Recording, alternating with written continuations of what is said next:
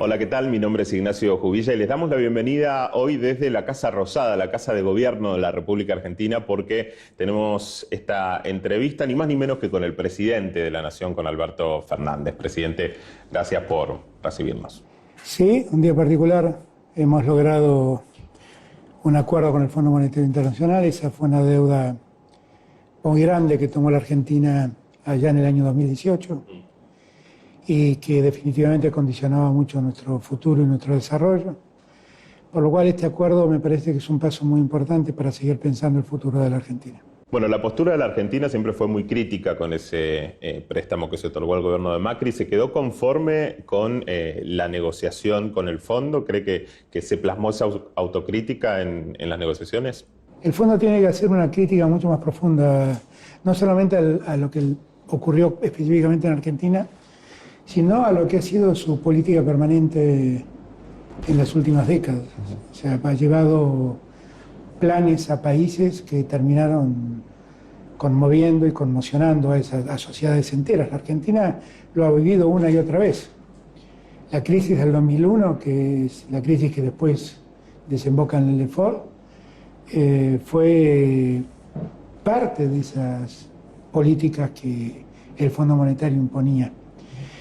Y yo creo que el Fondo Monetario tiene que hacer una revisión de esas lógicas y que además debe revisar doblemente esas lógicas, porque la pandemia nos impone cierto deber moral y cierto deber ético que nos haga entender definitivamente que la economía tiene que estar al servicio de la gente, que una economía que excluye a parte de la sociedad no es una buena economía. Y esa es la política sistemática que el fondo propone. Fue una negociación difícil, donde aceptaron nuestras lógicas, pero objetivamente me parece que el fondo tiene que hacer mucho más.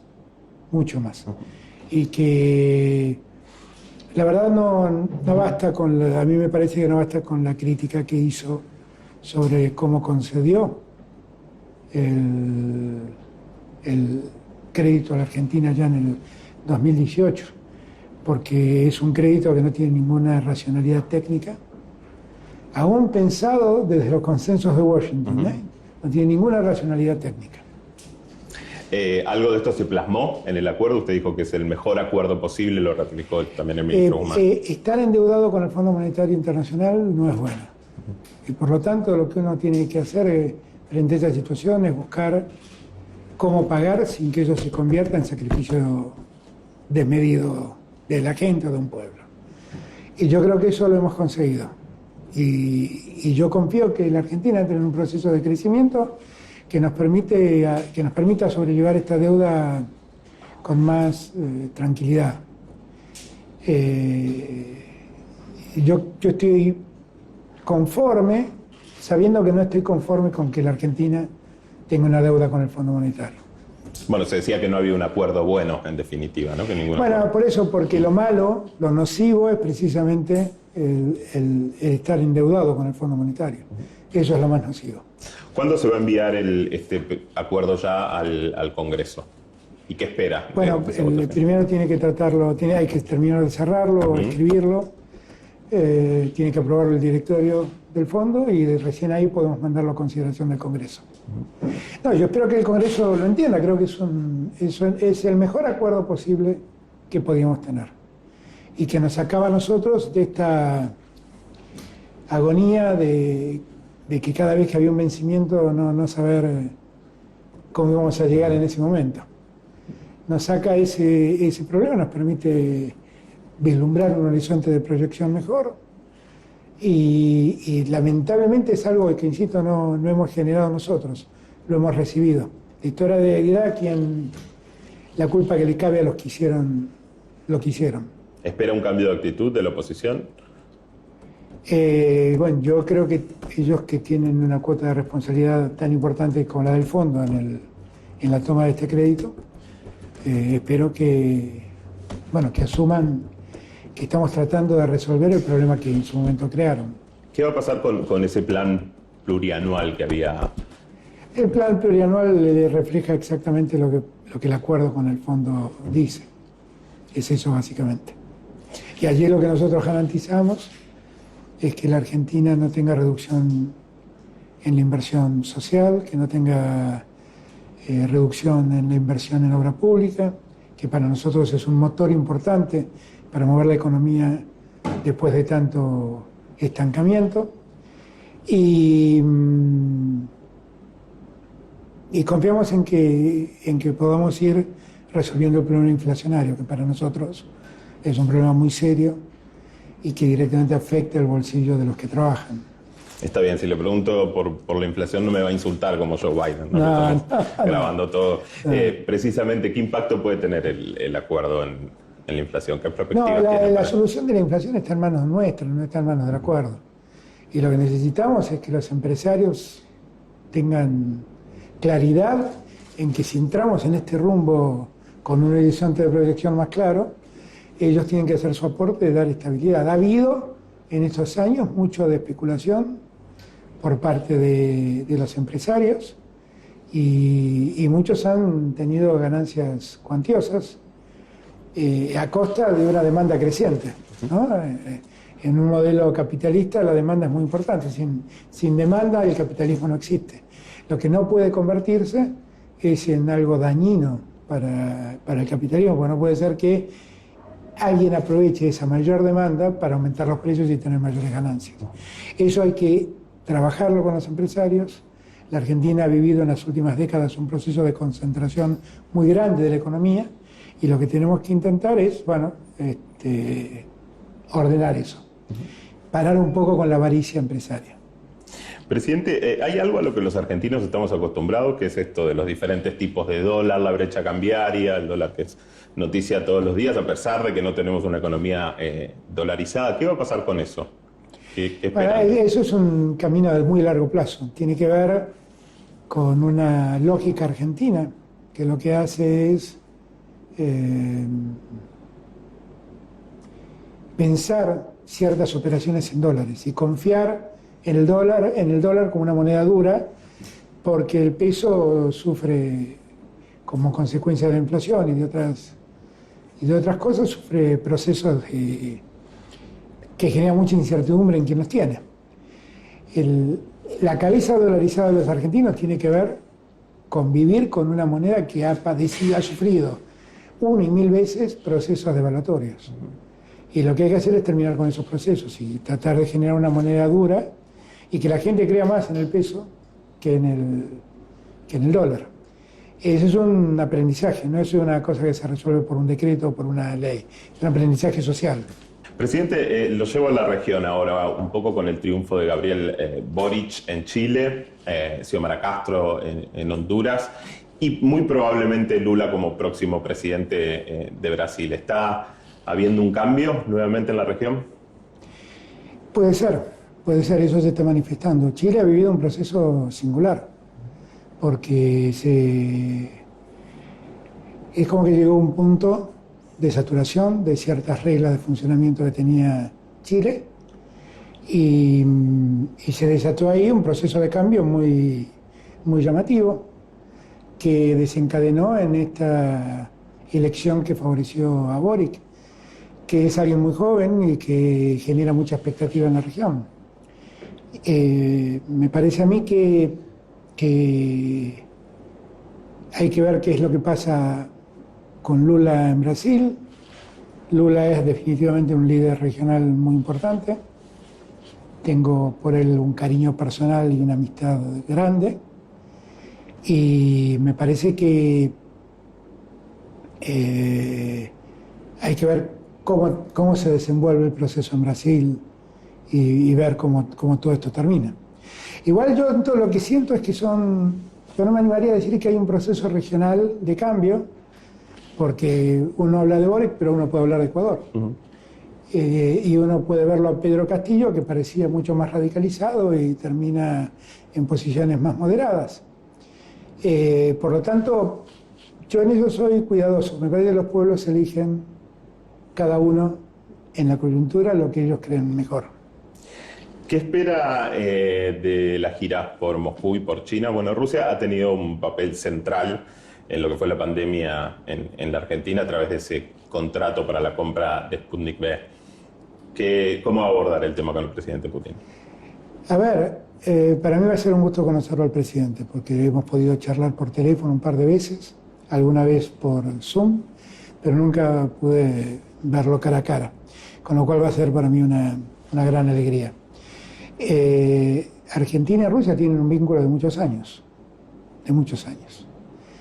Y lo que sí debo decir es que en los últimos años ese vínculo se profundizó primero por los acuerdos estratégicos que se firmaron en el 2015, pero se fortaleció mucho por cómo Rusia estuvo al lado de la Argentina en la pandemia, en la provisión de vacunas.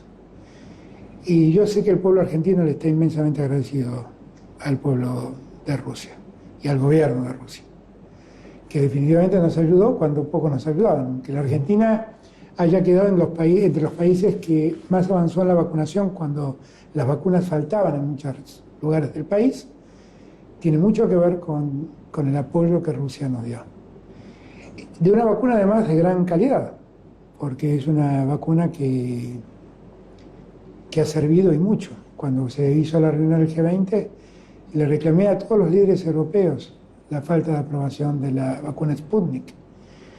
Y decía que si querían pruebas de su eficiencia, me usen a mí. Porque llevo 3 vacunas Sputnik en mi cuerpo y la verdad que los resultados han sido más que buenos, mucho más que buenos. Así que yo espero que este encuentro pueda servir primero para poderlo conocer al presidente, para poder profundizar los lazos de amistad entre Rusia y Argentina y para poder avanzar en ese acuerdo estratégico, donde el vínculo comercial es muy importante. En la práctica eso no pasó, la OMS todavía no aprobó la Sputnik.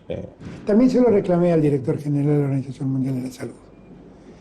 Y creo que es un error de Europa y creo que debe estar motivada en cuestiones geopolíticas, porque nosotros tenemos un organismo de control y aprobación de medicamentos y de vacunas que es de los más calificados en el mundo, tiene la misma calificación que el estadounidense o el europeo. Y realmente ellos, antes de aprobar la vacuna Sputnik aquí, no solo hicieron viajes, sino que verificaron toda la documentación respaldatoria sobre las pruebas, los ensayos que se habían hecho. Y sé que es muy exigente nuestro organismo, y lo aprobó. Por lo tanto, no entiendo por qué se demora tanto en Europa, no tengo ninguna explicación. Y yo lo lamento porque hay un número muy importante de argentinos que se ha vacunado con la vacuna Sputnik y que tiene problemas porque esa vacuna no es reconocida en algunos lugares de Europa. Dejando de lado ese tema, ¿cuáles son los puntos que usted considera claves hoy en la relación con Rusia? Se ha firmado, por ejemplo, en diciembre un acuerdo de cooperación de defensa, en materia de defensa, militar. ¿Qué otros puntos? No, yo creo que con Rusia tenemos una gran oportunidad ahora porque realmente el pueblo argentino ha descubierto en Rusia un pueblo solidario. Y entonces me parece que tenemos una gran oportunidad para intercambiar todo, desde cultura hasta mucho de comercio. Y fundamentalmente también trasladar tecnología. El hecho de que hoy la Sputnik V también se esté produciendo en Argentina es un hecho relevante. Y el traspaso de tecnología rusa para producir en Argentina a mí me importa y mucho. Y yo quiero avanzar en ese proceso, porque lo necesitamos. Obviamente hay un sinfín de temas en el medio que son parte de los acuerdos estratégicos y que habrá que ver y estudiar a ver cómo evolucionan. Que en la faz comercial tiene muchas vetas, desde inversión en obra pública hasta inversión en centrales de energía nuclear. Todo eso hay que seguir trabajándolo y hay que seguir viendo a ver cómo podemos avanzar. Usted había dicho en su momento que había que desideologizar, ¿no?, la pandemia y la relación en Rusia con sentido, justamente hablando de una cuestión de salud pública. ¿Puede profundizar un poco más eso? No, es que, bueno, eso es un fenómeno argentino, ¿no? En la Argentina siguen creyendo que el muro de Berlín existe, muchos medios periodísticos.